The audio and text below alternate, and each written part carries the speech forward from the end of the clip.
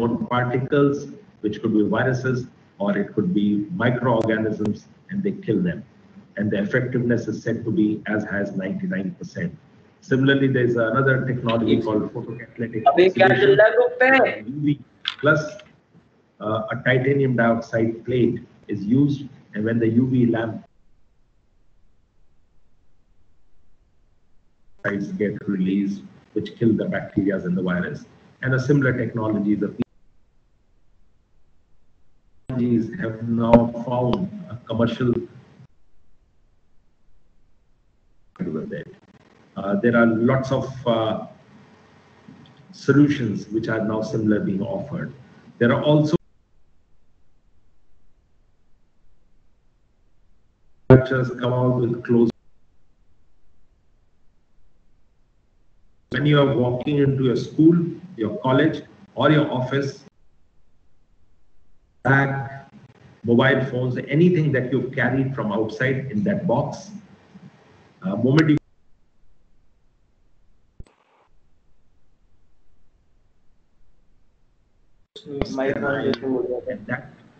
you take your lamp,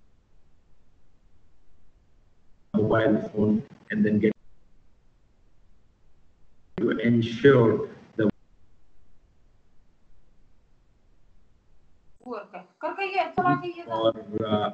for disinfecting the package. So when you check in your bags to the aircraft, or when they are being unloaded from aircraft and being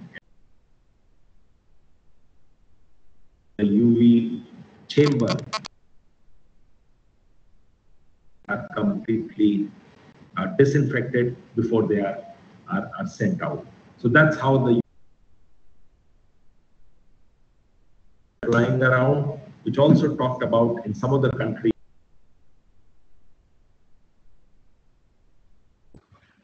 Transport system, in the night time, you bring that a bus or a vehicle inside. बताना अब जरा मेरा जब unmute होगा. That's where the commercial applications are being looked at. There is also a healthcare application people are talking about using more wide.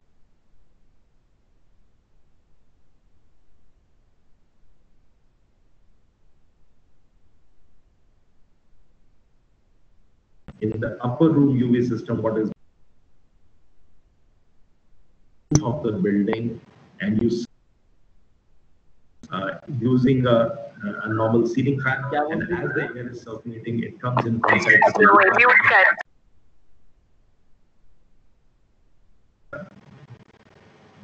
Moving on, there is a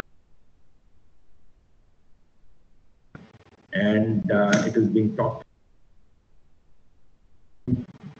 ways of capturing the operation theaters, in ICUs, in hospital application, the air inside when it is supplied into the ICUs or various areas, it is passed through these filters. What these filters do is they are capable of removing, and when they remove that, the air inside air usage was done typically for their importance is also being seen for all occupied zones.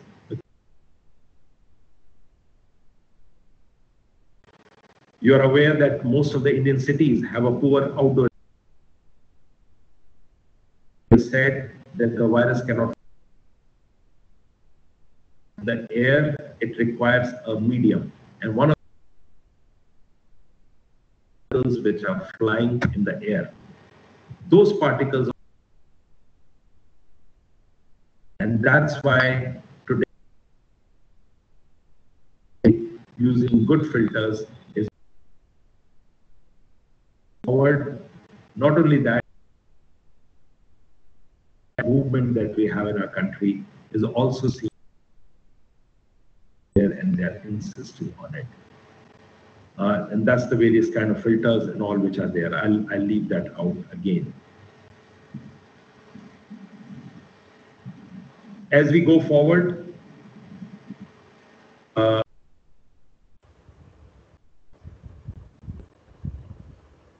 advantage of mechanically ventilated निकाल कौन रहा है बे बार-बार? spaces or evaporative cooled spaces is they run on fresh air. And as we said, as we looked at earlier, dilution of air, indoor air with the fresh air is an important thing because it reduces the concentration of the virus inside or the pathogens inside. So mechanically ventilated spaces, evaporatively cooled spaces are today being looked at in the industry and also being talked about.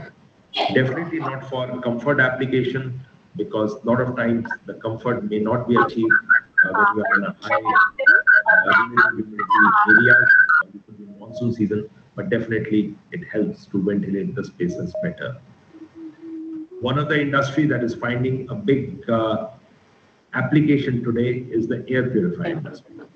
These air purifiers came into our life when the outdoor air PM 2.5 particles were being talked about. These air purifiers have got 3 levels of filtration. The first level is what we call a coarse filter or a filter which is able to take out the big particles of dust. The second layer of filter is carbon filter in them.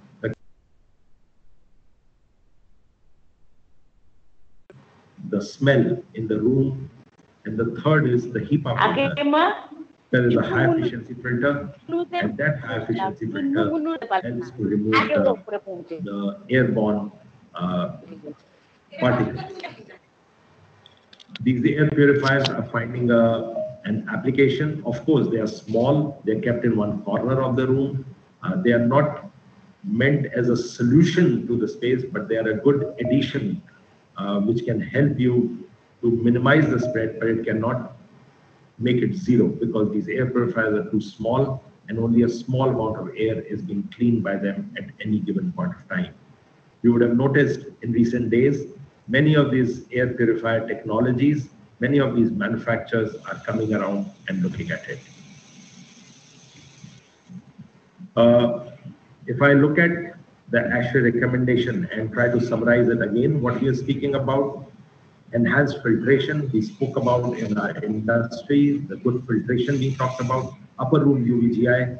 This is what the upper room UVGI looks like. The UV lamps shining at a higher level, and there is a fan which is circulating the air, which is ensuring that the air is coming constantly in touch with the UV, which is at the higher level. UV is not put at the lower level because it is detrimental to human health. There are good exhausts to be there, portable, freestanding air purifiers, and temperature and humidity control. So this is where the air conditioning industry has found its own applications, and currently that's being promoted in the industry. So there is a huge retrofit industry that has got created. Today we have, in India, we have close to about several billion square feet of built environment that is available with us. In fact, one of the number that is floating around is that we have got 30 billion square feet of space, built space in our country, 30 billion square feet. This built space in the future is all set to grow. We are in fact projected that in few years from now, maybe a few decades from now, we'll be at about 100 billion square feet of the constructed space. So whatever India that you see constructed today, 3 times of that is going to get constructed in coming decades. But before that, the current 30 billion square feet, out of that, a large amount of it needs a retrofit, which needs to be taking into the recommendations that have come out for this industry to fight the COVID, and that's becoming a big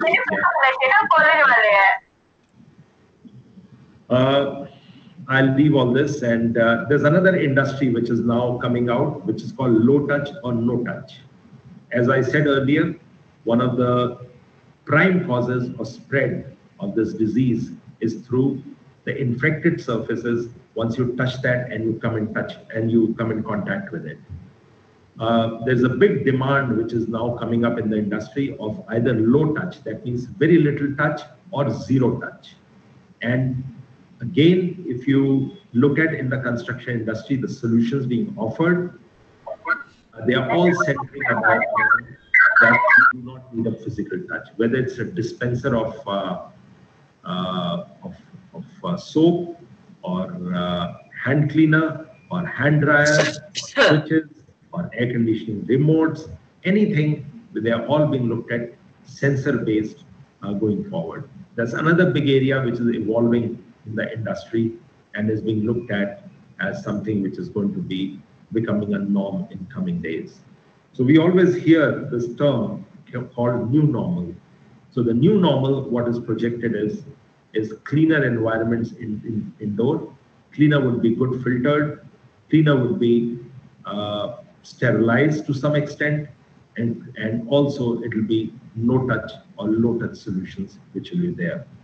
The life is set to change for sure, but how much will get changed, we'll all see in coming years. I'll show you an example of my own office, what we are doing there. It'll give you an example, it'll give you a live idea of how the things are being seen. This is my own corporate office in where I'm sitting right now, where I'm talking to you. This is it's in Noida. It's about 10,000 square feet facility. And this office is a green office. It has been rated platinum by the Indian Green Building Council. You can see on your screen, the floor is 100% daylit. We are not using any artificial light in the daytime. Now imagine when the sun is coming in, it is bringing with it the advantages of the germicidal, the qualities that it has. It helps you to make the surfaces, to make the indoors clean inside, and besides that, provide you daylighting to work in. In fact, we do not switch on even one single artificial light, be it in toilet or be it in pantry. Nothing works on artificial light at all. We also have a second platinum rating from the Indian Green Building Council, which is on a health and well-being scale. Whereas the green rating typically talks about water efficiency, energy efficiency, materials that you use, the environment that you maintain inside, it somehow does not touch a common person. It does not affect a common person directly. It of course affects indirectly, but not directly. And that is why the health and well-being rating system is all about people, that how do you take care of the people well-being, health and well-being. So on this scale also, this rating system also, your office has been given a platinum rating. This is the only office building today, probably in India, which has got a double platinum. And this office is today visited by many students, industry professionals.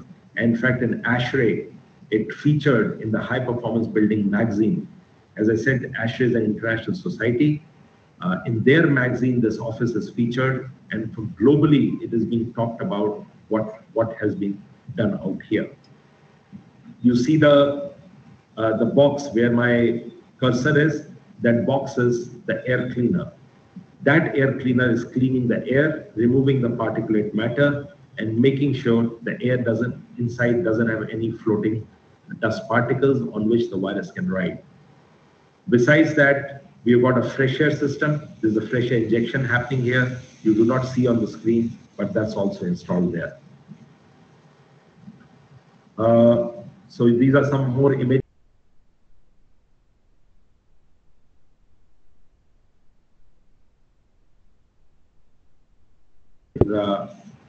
It has made, this is where the air cleaning is. Than 14 microgram per cubic meter as compared to the ambient in Delhi, which ranges between 150 to 500 plus, depending on which season we are in, less than 20. We also maintain higher temperature. If you remember, I spoke about that elevated temperatures are recommended in this scenario. We maintain a temperature of 27 degrees. And we did not start doing it now. We have been doing it for the last 3 years. It was part of our exercise or part of an experiment.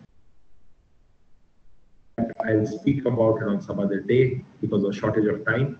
But we maintain a temperature of 27 degrees and we run these fans. These are special fans.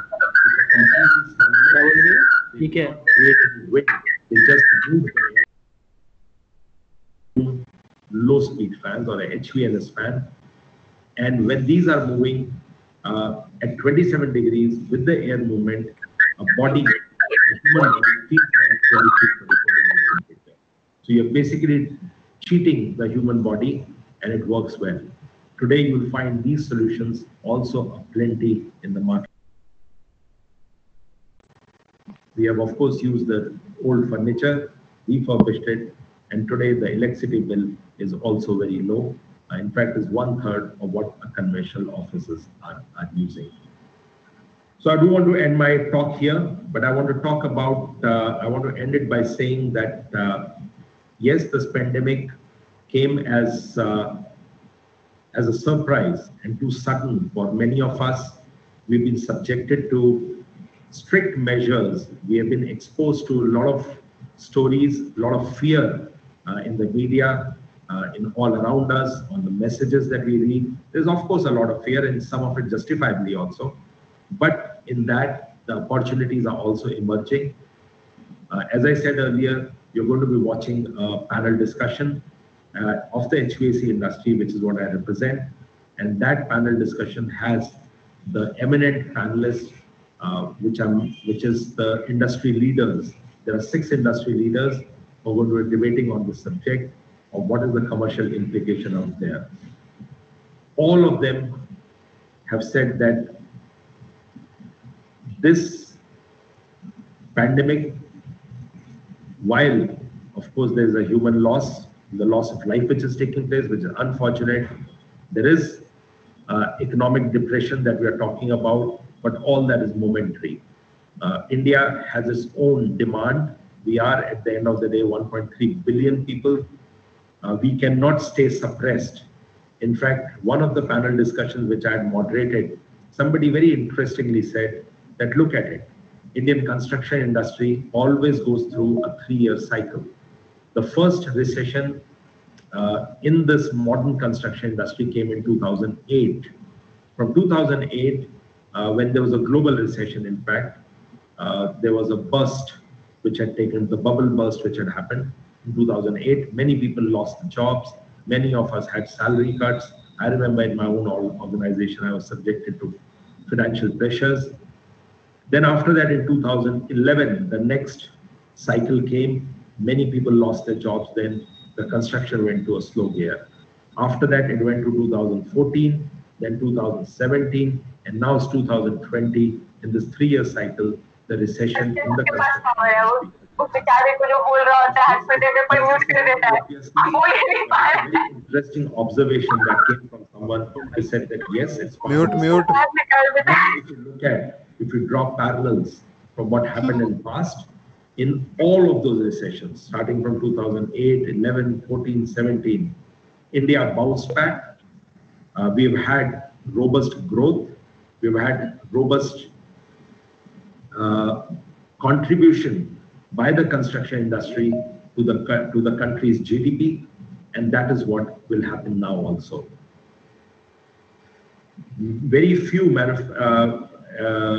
developers have put their, they've gone on a watch mode, but none of them have said that they're shelving the real estate plans or the expansion plans. In fact, some of them even reported that their sales team, their marketing team tells them that there is a robust demand out there. Companies are looking for space. Companies are wanting to expand, and we need to construct. So that's what you see, the shoots, the green shoots, which is what our Honorable Prime Minister also talked about. Those are emerging, and I'm sure whatever you are seeing currently, there are many bright spots there. The very fact that I'm able to talk to all of you, we are able to share knowledge, comes as an offshoot, as a learning, or as an outcome of this pandemic. The world is changing. The world will change. World has to change because the digitalization had to happen, and it has only got faster with this pandemic. Hello. And what we are seeing is the next generation of buildings, of our lifestyle, coming a little early than what was planned to be done. But that is always the future. So thank you, my friends. And I've taken my exact 45 minutes that were given to me. I'm happy. Thank you again for inviting me and allowing me to talk to all of you. Thank you so much.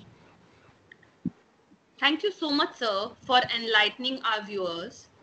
It is always hearty to be encouraged and empowered to grapple with questions that we find ourselves pondering, to carry the event forward with a hope and a belief of overcoming every hurdle in our way while marching ahead in the times of COVID-19.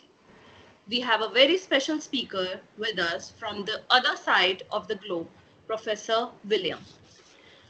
Dr. William is a professor of architectural engineering at Pennsylvania State University, where he has been working since 1994.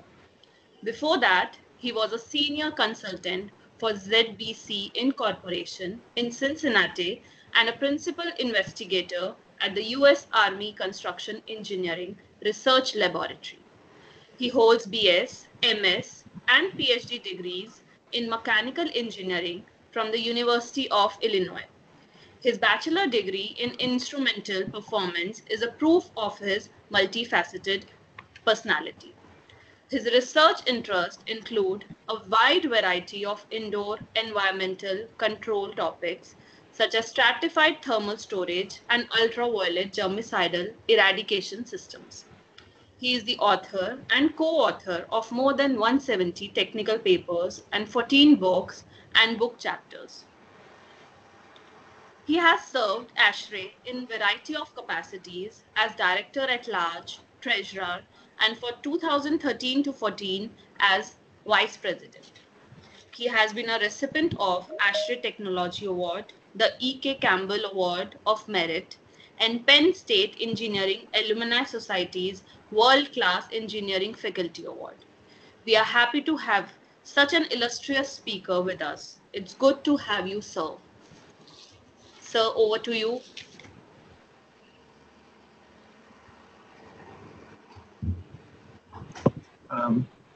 The talk today is very relevant to the current situation. I've been studying ultraviolet disinfection for more than 20 years, but there's never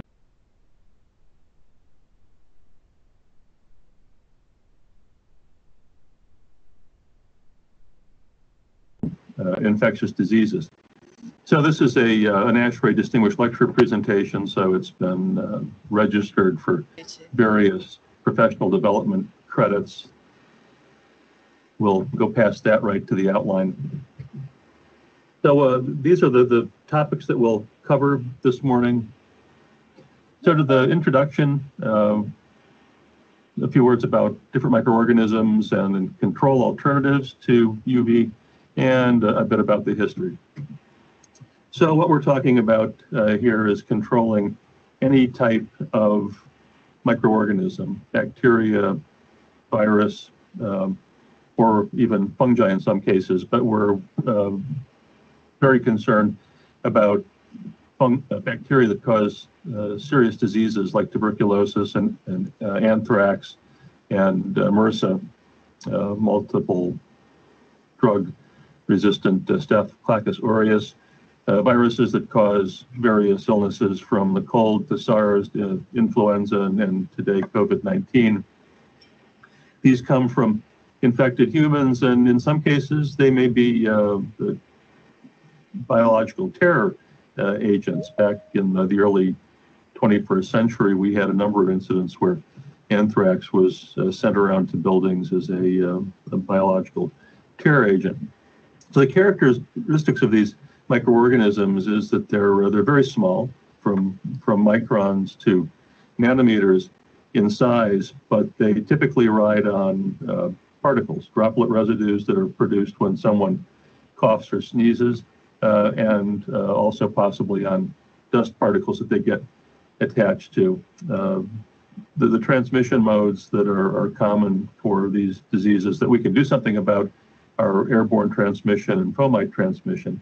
Airborne transmission means transmission through the air that is inhaled, could be at relatively short distance, could be a longer distance, Fomite transfer is transfer involving an intermediate surface. So infectious material goes from an infected host to a surface such as a countertop or a doorknob or even someone's hand, and then is transferred to someone who's susceptible. So with this technology, we can address both of those. Fungi are the other type of microorganism that we may be able to do something about. These generally don't cause infectious diseases, but they're implicated in many other problems such as allergies and asthma attacks. They can be opportunistic infections that afflict people who are immune suppressed. If they've had an operation, have been given immunosuppressants, say for a transplant operation, or if they have a disease like AIDS that will suppress the immune system. So these grow in the presence of food and water. They're not coming from an infected host typically, and those include things like Aspergillus, Stachybotrys, and Penicillium that we find in buildings that have moisture problems. So these grow on surfaces. They create mats or mycelia, and spores of fungi are generally much larger than bacteria or viruses. They can be in the 1 to 10 micron range. They produce some VOCs that can be irritants, and they also produce substances called mycotoxins that are also air contaminants. They become vaporized. In HVAC systems, we find these growing on cooling coils and also on damp filter media and other surfaces. So how can we control these various microorganisms? For pathogens, one of the best methods, as we have been hearing about regularly in guidance on suppressing the COVID-19 pandemic, is to limit person-to-person transmission with good hygiene. So this means hand washing. It may mean distancing, as we've been doing, or even sheltering in place, lockdowns that were mentioned in the introduction today. For fungi, the best thing to do to control fungi is to control the source by keeping buildings properly dehumidified and preventing moisture intrusion by the way the envelope of the building is designed. So those are really effective ways to control many of these microorganisms. For all of them, if we can't do those things, we have a certain number of engineering controls that we can apply to inactivate or kill them in occupied spaces or in our systems. So we can use particulate filtration to remove particles that contain microorganisms from the air. We can dilute air with ventilation. We can, on surfaces, do chemical surface cleaning, and in the air and on surfaces, we can inactivate using various technologies. So filters are quite effective if we get filters that will handle the right particle size. All of these biological agents that can be airborne are filterable to some extent. Even individual viruses, although they generally don't exist in nature because they're shed in respiratory droplets that have proteins and salts and other things in them that will not completely evaporate. So a respiratory droplet will evaporate to a particle that's substantially smaller, but not as small as a virus. So the effectiveness of removal with a filter depends on the particle size and the efficiency of the filter. There's a chart over on the right-hand side of this figure that shows typical grade efficiency curves, efficiency of removal versus particle size for filters that are rated according to the ASHRAE standard 52.2 MERV rating system, minimum efficiency reporting value. And that rates efficiency in 3 different size ranges down to 0.3 micrometers. And the larger the number, the better the filter. So you see at the bottom there, MERV 6 and MERV 8. Those are the filter sizes that are currently requirements in ASHRAE's ventilation standards. MERV 6 for residential buildings in 62.2 and MERV 8 and for non-residential, non-healthcare facilities in 62.1.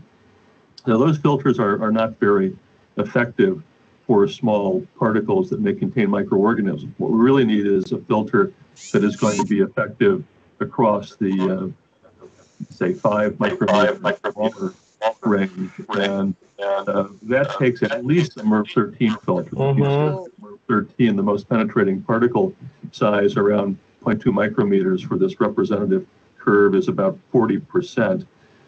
Even better than that, though, and still relatively in the same price range and performance characteristics as MERV 14, which could be 60% and higher in that range. So these are filters that now ASHRAE in its COVID-19 guidance is recommending that building owners and operators upgrade to if they have filters that are more of the efficiency range that are associated with our minimum ventilation standards.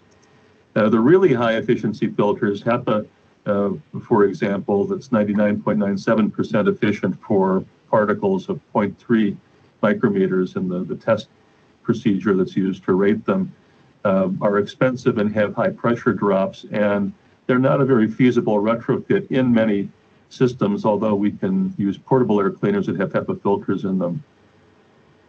Filters remove particles, but the media, if it becomes wet, can actually become a place where fungi and bacteria will grow, and you can see a contaminated filter over there on the left-hand side in this figure.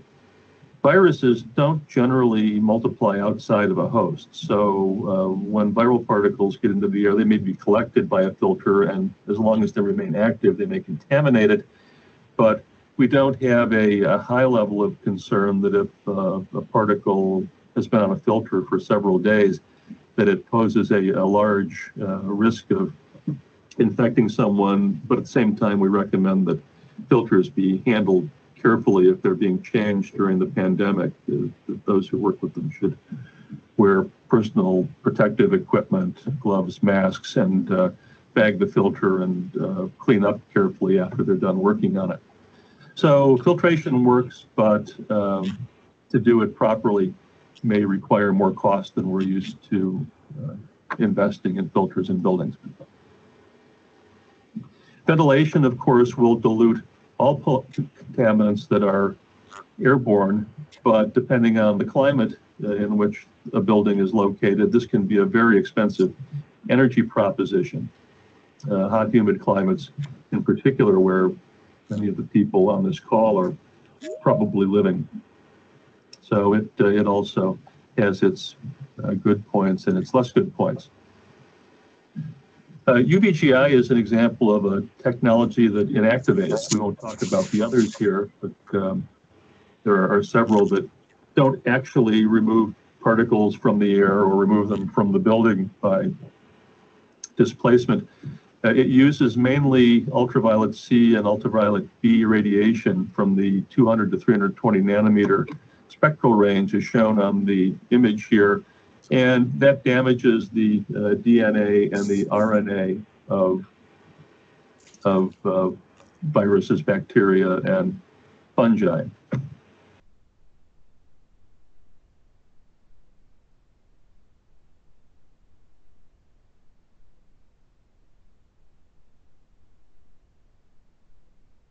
In this range will break the bond, and the thymine bases will form dimers, and that damage is what contributes to the inactivation of the microorganism, so it can't repeat itself. We'll look at that in a little more detail in a bit.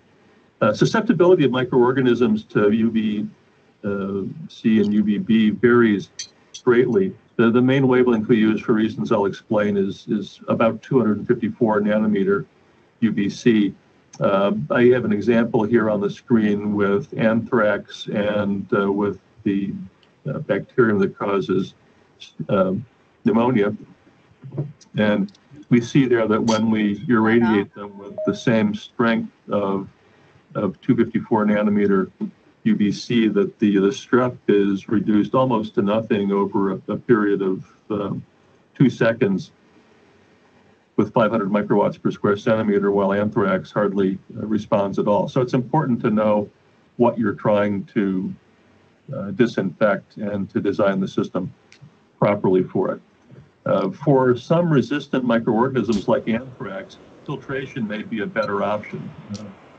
Anthrax is a fairly large spore and fairly easily filtered with sub-HEPA filtration. And we can also combine UV and infiltration to get an overall high system inactivation and removal efficiency as well. So now to the UV sources. We'll focus first here on 254 nanometer, which is the vast majority of systems that are being installed today.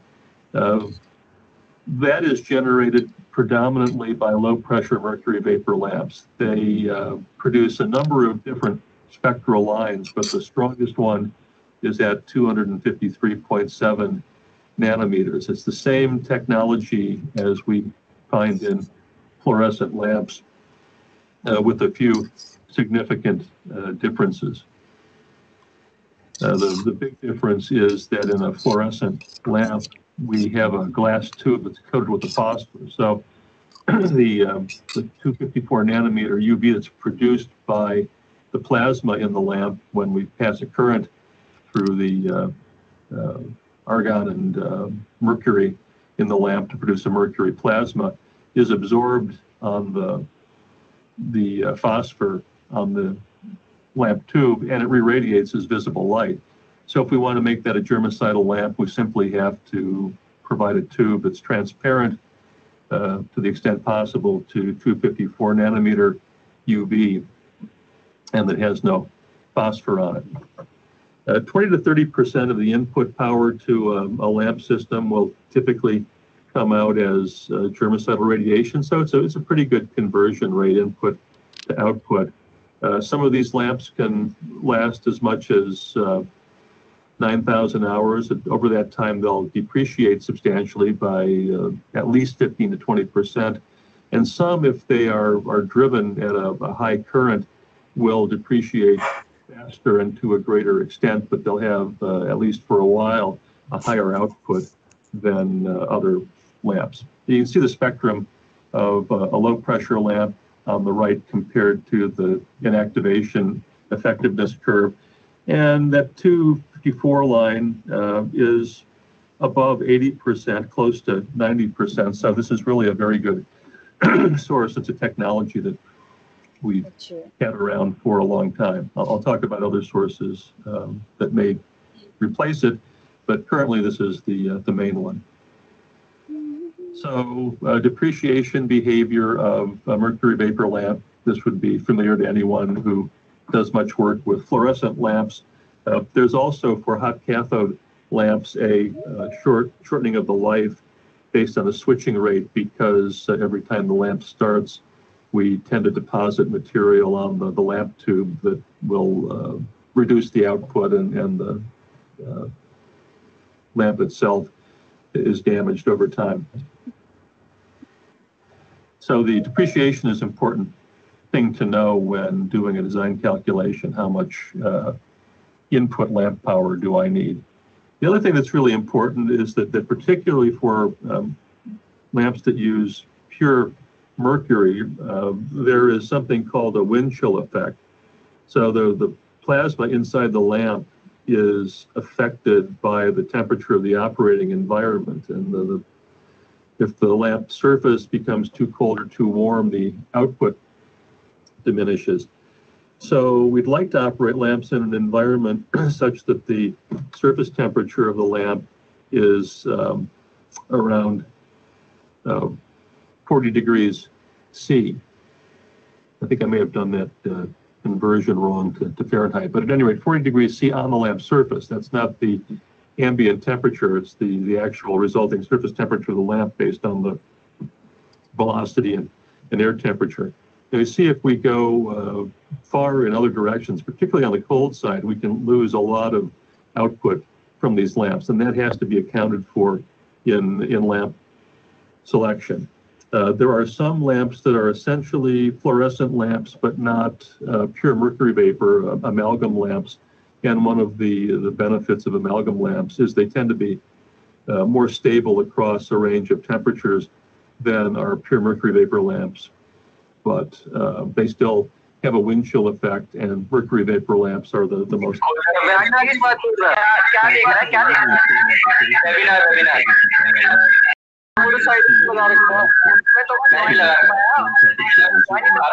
Air velocity, and you may want to apply that lamp downstream of a cooling coil in an air handling unit where the wind chill effect is going to reduce its capacity quite substantially. Now, this is something we studied in a research project a few years ago in my group. We put lamps in a little wind tunnel where we could control the temperature and the airspeed, and we used an infrared camera to experimentally determine the cold spot temperature on the lamp tube surface, and we put a research grade radiometer underneath the lamp in a consistent location and measure the relative output under different operating conditions so that we could develop wind chill maps of lamps. You see on the left in this figure a center of tube cold spot temperature measurement for a lamp in cross flow. So air is coming from left to right there, and on the leading edge of this cylinder in cross flow is where we expect to find the lowest temperature. The other figure shows the hot spot by the cathode on the lamp where power is being put in. So we use that data to show how you could make maps that show the relative output. Here's a figure that shows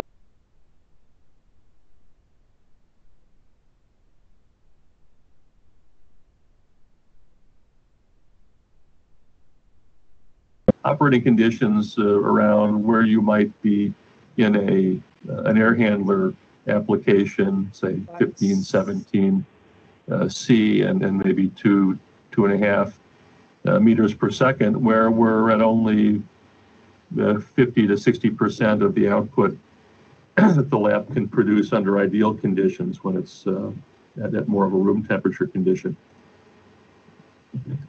So something that always comes up in discussions of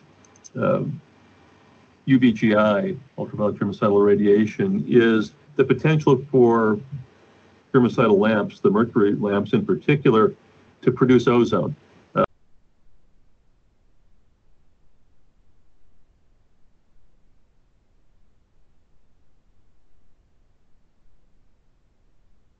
Ozone, this figure illustrates how that is easily handled in lamp design. There's some lamp materials like synthetic fused quartz that will transmit 90% of that 185 nanometer UV, and they are going to produce ozone. But if we use a titanium doped fused quartz, which would be the red curve that's off to the right in this figure, you can see that its transmittance at 185 nanometers is essentially zero. So if you simply select the right lamp, which a manufacturer of UVGI equipment should be providing with their equipment, or which you can ask for from a manufacturer, there should be no problem. And in fact, in the United States, UV and other devices that potentially produce ozone are being certified to the UL 876 and 2998 standards. So there's now a test you can do that will demonstrate that the ozone concentration resulting from operation of an air cleaner will be under 0.005 parts per million. And if a manufacturer has certified to that standard, then that product is not presenting an ozone risk. So that's the current technology. We are standardized on mercury vapor lamps, but as in every other aspect of lighting technology, we fully expect that LEDs eventually will displace the mercury vapor lamp because they have, when fully developed, a lot of good characteristics. Long life, they can be configured very flexibly because they're small and can be made into all sorts of shapes. The wavelengths can be tuned. We're no longer limited to the physical characteristics of mercury plasmas. They can be dimmed. They can be cycled without having an adverse effect on the lamp. They behave better in the range of environmental conditions that we see in places where we need to apply UVGI, and they don't contain any mercury. So for all those reasons, we certainly expect that the technology will develop to the point where we will no longer use mercury vapor lamps. Some of the current barriers are the low output of these devices, which is in the milliwatt range, the cost and the durability, and the lack of standards for dealing with them to specify their performance in products. So this figure shows some available UV LEDs, and you can see that we have LEDs that produce wavelengths that go all the way from around 250 nanometers, so 265, which is right where we would like it to be in terms of UVC germicidal effectiveness, all the way up to 405, which is just across the line into the visible light spectrum. There have been some research investigations that suggest that 405 can be germicidal. That's something that's still a developing concept and technology. There's been a lot of work also on devices that are around 360, 370. You see that line there as well. That is in the UVA range, which has a much lower germicidal effectiveness, but is not irritating to skin and eyes, which is something we'll have to talk about with respect to 265. What I haven't shown here is the far UV range down there around 220. That's a completely different type of lamp with LEDs there yet. It's something called an excimer lamp that produces a strong line around 222. देखिए See on the काट देना right, the relative effectiveness.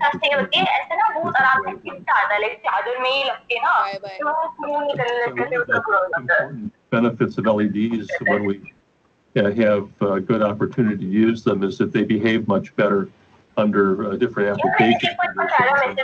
Actually, an LED that performs well at room conditions, which we need under some conditions, and we put it in an environment that's colder, its output can actually go up. So where a mercury vapor lamp tends to lose capacity in a colder environment, an LED is actually happier there. So there's a lot to look forward to that technology, but it's not available in the power level that we need for things like disinfecting stethoscopes and other relatively smaller applications. So now let's look at some of the application issues for germicidal radiation, lamp output variation, and its effects that we've been talking about, humidity, safety, effect on materials, and a few words about combining different types of air treatment.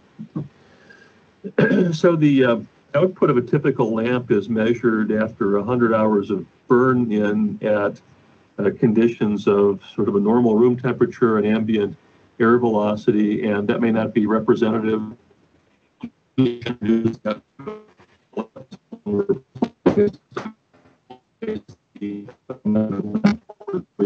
Specify on the worst case combinations of temperature and velocity, and also taking into account the end-of-life depreciation of the lamp. Humidity really doesn't have an effect on the output of lamps themselves. Doesn't affect the heat transfer if we go from 0 to 100% relative humidity, and the optical characteristics of the air between 0 and 100% relative humidity don't change enough that there is a significant difference in extinction and absorption of UV along paths of the length that we would typically find in applications. So from one side of a fairly large room to the other. On the other hand, there is an effect of humidity on the rate constant of some microorganisms. It may be higher or lower as the humidity changes from low to high. And that's something that can be looked up in the literature on rate constants when you're doing an analysis for a design. Material compatibility is an important issue if you're doing retrofits. 254 nanometer UVC will degrade a lot of materials that are found in HVAC systems. So if you're using a relatively high-powered system to do air infection in an in-duct application, as we'll talk about here in a few minutes, you need to pay some attention to the materials that are exposed to UV. So some synthetic filter media that may have organic content can be degraded, although other filter media can be cleaned by UV. Gasketing materials, insulation on wiring, and plastic.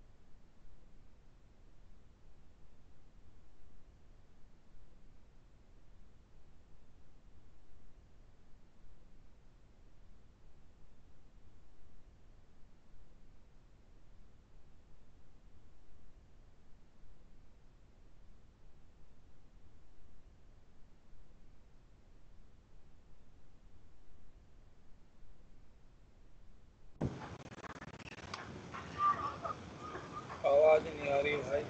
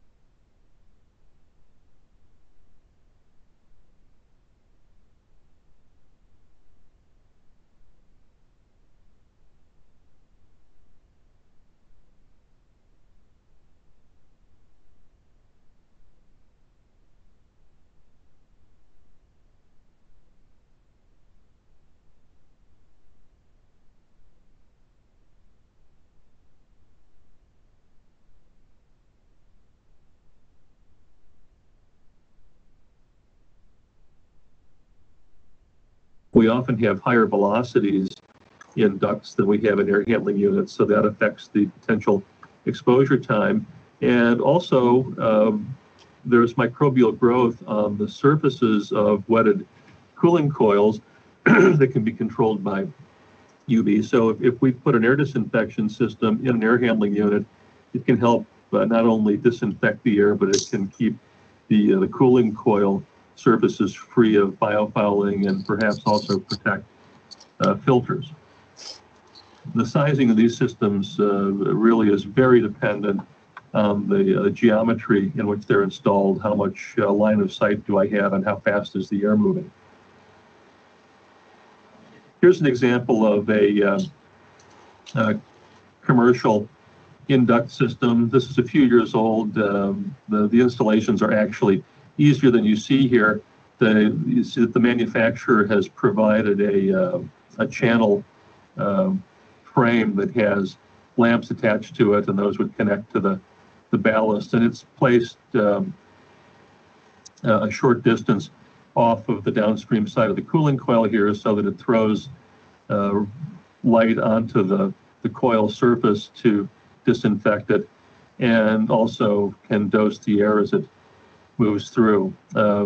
The more recent technologies for installing these, in some cases, actually use magnets, so you don't have to drill any holes in the air handling unit to do a retrofit to install a set of lamps that have been sized and fabricated by the manufacturer. So hook up the power and it's ready to go. This can also be done on filter banks that have a fouling problem. To radiate filter surface. This coil and condensate pan treatment is something that the General Services Administration, the agency of the U.S. government that manages a lot of its facilities, has put into its standards. P100 is the mechanical system standard, and for its highest level of IAQ performance, it requires putting in UV to irradiate cooling coils and pans. It doesn't require air disinfection at this point. The amount of UV that's necessary to disinfect a coil or a filter surface is very small compared to a air disinfection system because you have an infinite amount of time to irradiate it. So different criteria have been applied. You measure the amount of UV that comes through the coil as one design parameter, or you can measure the irradiance on the face of the coil. So to conclude here, this is not a new technology. It's very well understood. It's been around for a long time. There are a lot of different ways to apply it in buildings to make HVAC systems better in terms of controlling microorganisms and also to control microbial contamination on surfaces. The best applications are going to be in those where we can actually calculate the value. But even if we don't have a good way of calculating the air quality benefit, we still know that these systems are doing good things when we put them into buildings. And finally, that there are a lot of technological developments coming that may broaden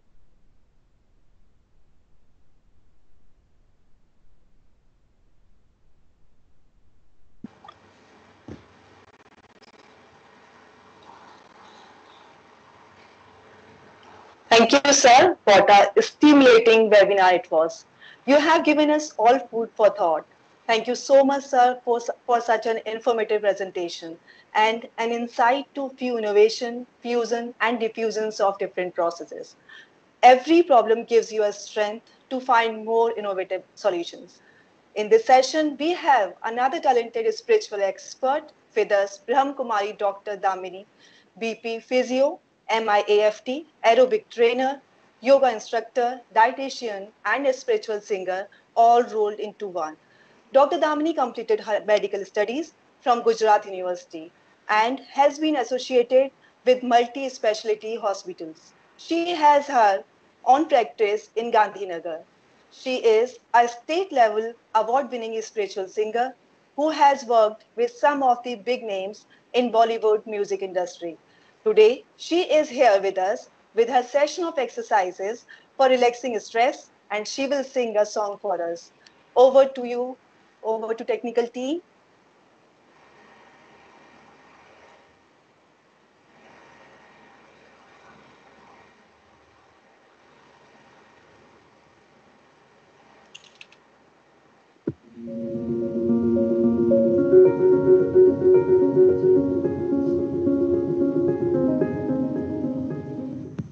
Om Shanti. सहयोग एक ऐसी शक्ति है जिसका अनुभव हम सब ने जीवन में कभी ना कभी जरूर किया होगा। जब जीवन में कोई बात आती है या फिर परिवार में कोई समस्या आती है तो हम सब एक दूसरे को सहयोग करते हैं, चाहे तन से करते हैं, चाहे धन से करते हैं या फिर इमोशनल सपोर्ट से ही सहयोग करते हैं, परंतु करते जरूर है। सहयोग एक ऐसी शक्ति है जो करने से बहुत बड़ी कमाई होती है। मैं कोई स्थूल कमाई की बात नहीं कर रही हूँ। ये कमाई उस स्थूल कमाई से भी ऊपर है, दुआओं की कमाई।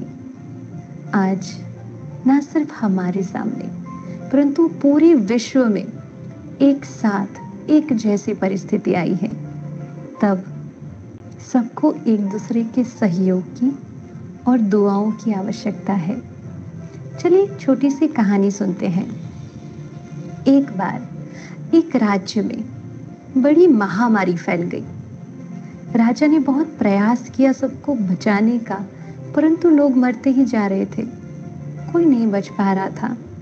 तो वो निराश हो गया, दुखी हो गया और भगवान के आगे जाकर प्रार्थना करने लगा। तभी एक आकाशवाणी हुई कि हे राजन, अगर तुम इस महामारी को समाप्त करना चाहते हो तो तुम्हारे राज्य के बीचों बीच एक सूखा कुआं है। उसमें राज्य के हर एक घर से एक एक बाल्टी दूध पूर्णिमा की रात को अगर डाली जाए तो दूसरे ही दिन सुबह होते ये महामारी समाप्त हो जाएगी।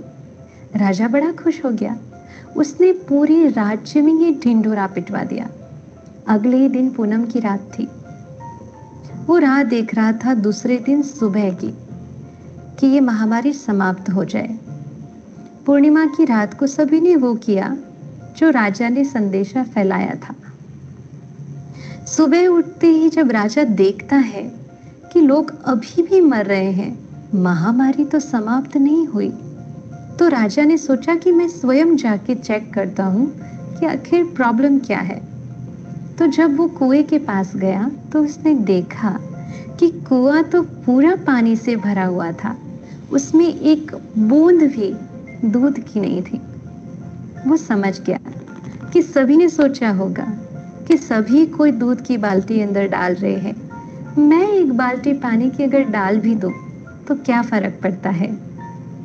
तो भाइयों और बहनों, कहीं हम भी यही तो नहीं सोच रहे हैं कि आज जो परिस्थिति पूरे विश्व के सामने आई है तो कोई ना कोई तो इसे ठीक कर ही लेगा। मेरे कुछ करने से या नहीं करने से क्या फर्क पड़ जाता है? बहुत बड़ा फर्क पड़ता है। तो आज चेक करते हैं कि मेरे विश्व परिवार के लिए क्या सहयोग है। मैं क्या सहयोग कर रही हूँ या क्या सहयोग कर रहा हूँ। तन का सहयोग तो हर कोई नहीं कर सकता क्योंकि हम एक लिमिटेशन में बंधे हुए हैं, लॉकडाउन में हैं, सब अपने अपने घरों में हैं। धन का सहयोग हर कोई अपनी क्षमता के अनुसार कर ही रहा है, परंतु मन का सहयोग जो हर कोई, चाहे छोटा हो या बड़ा हो, चाहे गरीब हो या अमीर हो, हर कोई कर सकता है। कैसे? तो सुबह उठ करके पहली 15 मिनट हमें ऐसे शुभ संकल्प करने हैं कि मैं, मेरा परिवार और पूरा विश्व परिवार सुरक्षित है। मेरे परिवार का और पूरे विश्व का कल्याण हो। जो लोग इस वायरस की वजह से बीमारी में लड़ रहे हैं, उन लोगों की बीमारी हमेशा के लिए समाप्त हो रही है। ये वायरस इस सृष्टि पे आया था, अब जा रहा है, चला गया है, नष्ट हो चुका है। सब सुरक्षित है, हम सब सेफ हैं। जब हम सुबह उठकर 15 मिनट ऐसा मन का शुभ संकल्पों का, दुआओं का सहयोग देंगे, तो जो बात हमारे सामने आई है, जो समस्या हमारे सामने आई है, ये समस्या इन दुआओं के, इन शुभ संकल्पों के सामने बड़ी छोटी पड़ जाएगी और हमेशा हमेशा के लिए इस सृष्टि से खत्म हो जाएगी, चली जाएगी। वो कहते हैं ना, सर्व के सहयोग से सुखमय संसार। तो मुझे आशा नहीं पर पूरा विश्वास है कि आप सभी भाई बहनें सुबह उठकर पहले 15 मिनट और रात को सोने से पहले 15 मिनट ऐसी शुभ भावनाओं के संकल्प और दुआओं का सहयोग अवश्य देंगे। चलिए एक गीत सुनते हैं, इसी भावनाओं को लेता हुआ बहुत ही सुंदर गीत। सब में हो सहयोग भावना, सब में हो सहयोग भावना, सब दे सबको प्यार, सब चाहे तो सबके लिए हो सुखमय ये संसार, सुखमय ये संसार। सब में हो सहयोग भावना, सांसों के सहयोग बिना पल भर न कोई जी पाए, प्राण का जब सहयोग न हो तन माटी में मिल जाए। सांसों के सहयोग बिना पल भर न कोई जी पाए, प्राण का जब सहयोग न हो तन माटी में मिल जाए। प्यार ही जीवन का है सार, सुखमय ये संसार। सब में हो सहयोग भावना, सब दे सबको प्यार, सब चाहे तो सबके लिए हो सुखमय ये संसार, सुखमय ये संसार, सुखमय ये संसार, सुखमय ये संसार। Thank you. ओम शांति।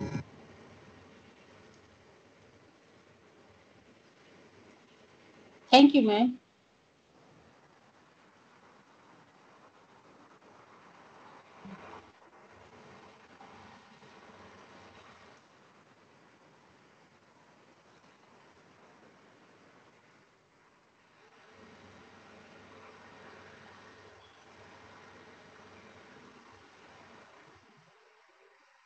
जो हमेशा हमारी रक्षा करते हैं। शुक्रिया करते हैं उन डॉक्टर्स और सुरक्षा कर्मियों का जो दिन रात सेवा कर रहे हैं। शुक्रिया करते हैं उन प्रत्येक देशवासियों का जो हर एक नियमों का पालन कर रहे हैं और घर बैठे एक दूसरे के लिए दुआ कर रहे हैं।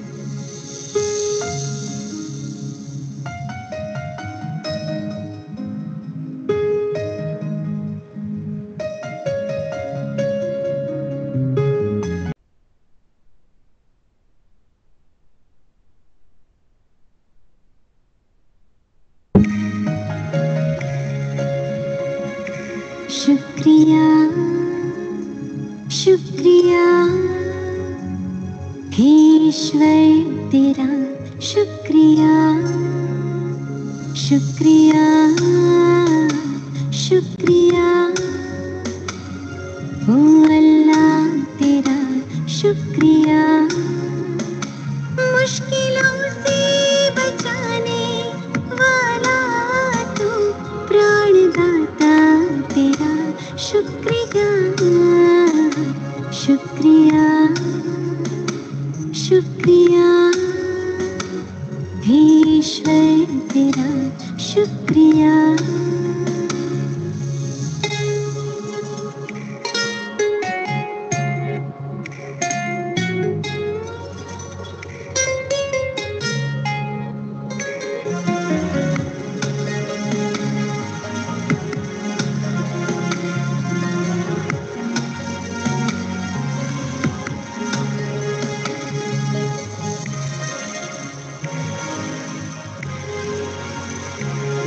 न देखा है दिन न देखी है रात, कठिनाई में जिसने बढ़ाया है हाथ।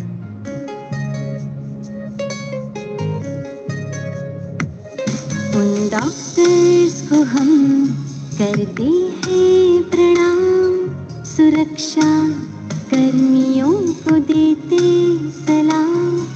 दिल से अपना फर्ज निभा के बने हो तुम रहनुमा।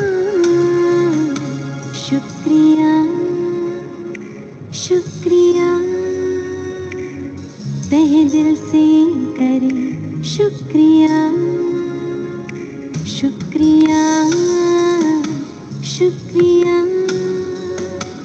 आपका करते हैं शुक्रिया।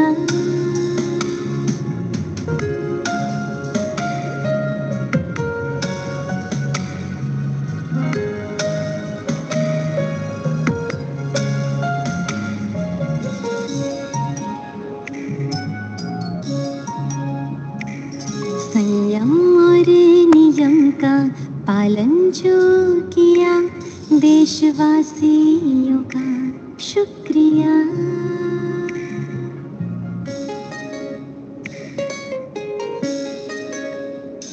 सच्चे दिल से करी है जो प्रार्थना, उन प्रार्थियों का शुक्रिया।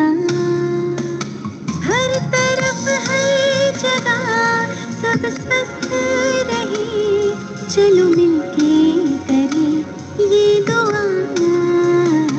शुक्रिया शुक्रिया हे ईश्वर तेरा शुक्रिया। शुक्रिया शुक्रिया ओ अल्लाह तेरा शुक्रिया। शुक्रिया शुक्रिया हे ईश्वर तेरा शुक्रिया।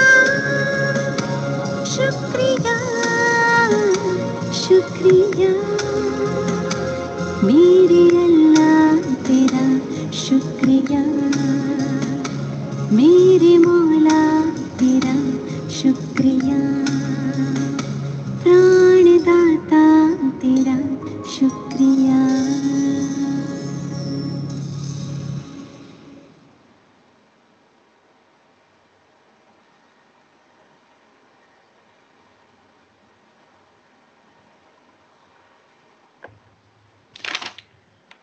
I'm sure I speak for all of us when I say that your talk is the impetus we needed and is an inspiration to stride forward with a better outlook in these difficult times. Thank you so much for instilling us with such purpose and motivation with your beautiful and melodious songs. Before we wrap up day one of this webinar, I would like to express my deepest gratitude to Professor Neelam Sharma, Director MATE, Professor S.S. Deswal, Dean Academics, respected HODs, faculty members, staff, students, and our esteemed speakers for devoting their valuable time towards self-betterment. Last but not the least, I would like to mention that today's event would not be possible without technical team assistance. We hope you have been invigorated with great motivation and knowledge that will help you bring you further on the path to success. Before we part, I would like to remind you that we will be beginning tomorrow's session, which will be very beneficial for all of us, with an expert talk by none other than Dr. K.K. Agarwal, followed by a session by Mr. Ayush Gupta, and then a panel discussion. Thank you all. I wish you all a good health and a peaceful mind. Thank you so much. Thank you, ma'am. Have a Dear nice all day. participants, I extend my warmful